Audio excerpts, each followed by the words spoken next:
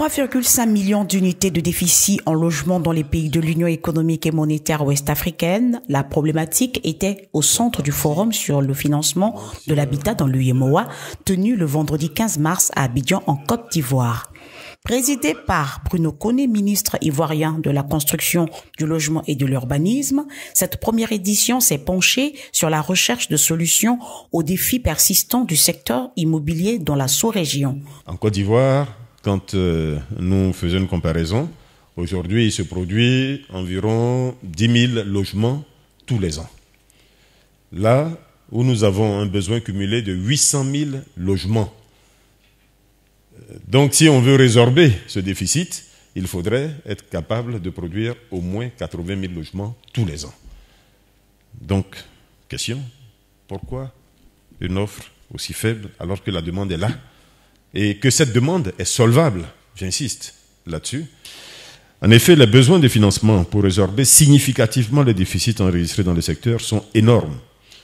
Dans le cas de la Côte d'Ivoire, nous avons juste donné 2 chiffres. Le programme présidentiel de logements sociaux, de construction de logements socio-économiques, vise la construction de 150 000 logements.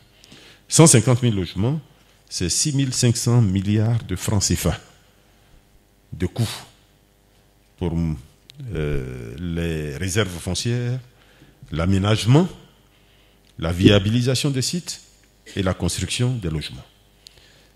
Donc vous voyez l'importance de ce que cela représente.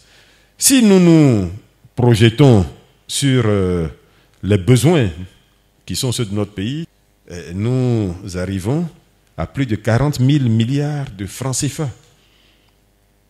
40 000 milliards de francs CFA, c'est 4 fois le budget annuel de notre pays. Et ça, c'est que la Côte d'Ivoire. Alors que les chiffres ont été donnés pour toute la sous-région. Donc vous voyez l'ampleur du problème.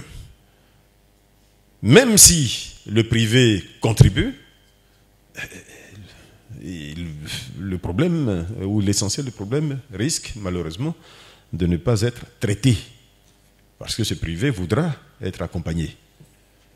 Et l'aspect capitalistique de cet écosystème-là fait que sans accompagnement, sans assurance des autres parties prenantes, le privé aura du mal à avancer. Donc voilà des chiffres qui permettent de comprendre aisément la difficulté de la tâche et l'ampleur de la problématique à laquelle nous faisons face. Du côté des banquiers, le défi est énorme à l'échelle régionale, d'où l'importance de la mutualisation des efforts pour faire progresser le domaine de l'habitat, a souligné Bokarsi, président de la Fédération des associations professionnelles des banques et établissements financiers de l'UEMOA, par ailleurs organisateur de l'événement. Dans le domaine du logement, nous sommes à un moment où, sur 3 pays, il y a 450 000 logements à réaliser dans le cadre du programme d'urgence de nos gouvernements. Aucune place bancaire ne peut le financer. Il faut mutualiser forcément les forces. En plus, il faut également qu'on contribue à éduquer nos acquéreurs pour leur indiquer que l'accès au logement se prépare. Pour sa part, Edmond Adikpe, représentant régional de Shelter Africa, a insisté sur les problèmes de financement du logement. Actuellement, dans la plupart des pays, que sur la plupart des marchés, il n'y a pas de financement où un promoteur peut aller lever facilement des ressources financières pour préparer correctement un programme immobilier.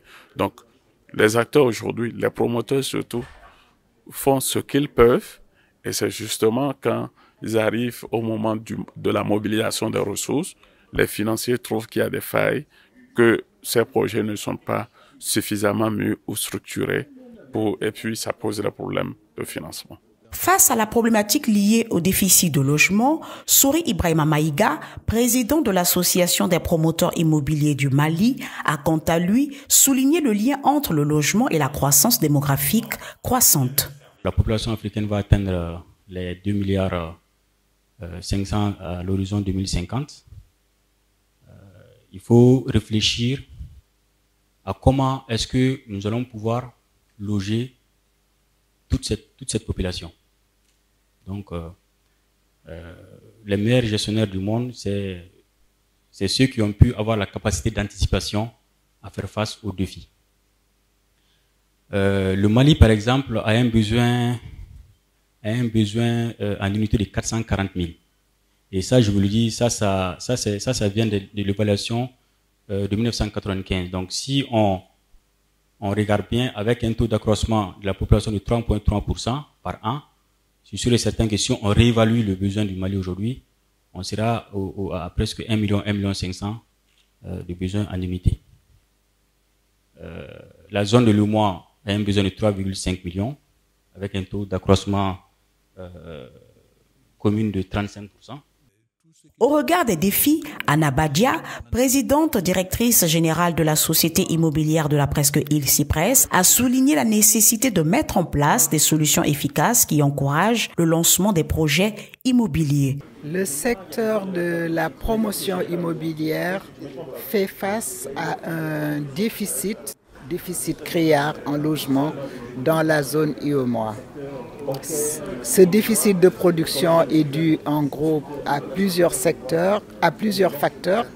Le premier, c'est les problèmes fonciers, l'insécurité foncière avec les occupations irrégulières, les titres qui peuvent poser problème, les difficultés de financement de la majorité des acteurs, parce que les gens du secteur informel ne sont pas souvent bancables. Donc le coût des logements, étant donné que nous importons une bonne partie des matériaux de construction, ce qui contribue à surenchérir les coûts de production. À notre avis, le logement social doit être accompagné par les États qui se doivent de mettre en place des mesures incitatives pour le financement du secteur, tant au niveau des acquéreurs qu'au niveau de la production.